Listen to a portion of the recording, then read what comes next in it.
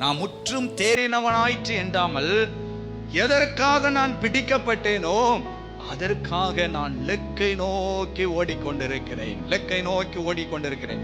அந்நாளில் கர்த்தர் எனக்கு நீதியின் கிரீடத்தை வைப்பார். கந்நாளில் கர்த்தர் எனக்கு ஜீவ கிரீடத்தை என்னுடைய தலையில் வைப்பார். நல்லதுக்காக போராடினேன், ஓட்டத்தை முடித்தேன், இது முதல் எனக்கு நீதியின் கிரீடம் வைக்கப்பட்டிருக்கிறது.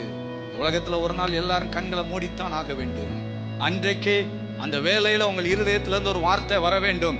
பரலோக ராஜ்யத்தை அடைவதற்காக போராடினேன், நல்லதுக்காக போராடினேன், இந்த ஓட்டத்தை நான் முடித்தேன், இது முதல் எனக்கென்று நீதியின் கிரீடம் அங்கு காத்திருக்கிறது. ஐயா, நீங்கள் வேல்யூபிள் பர்சன், நீங்கள் மதிப்பு மிக்கவர்கள். இந்த உலகத்துல நீங்கள் விசேஷித்தவர்கள் என்று கர்த்தர் சொல்லுகிறார். நீ என் பார்வைக்கு அருமையானவன் என்று கர்த்தர் சொல்லுகிறார்.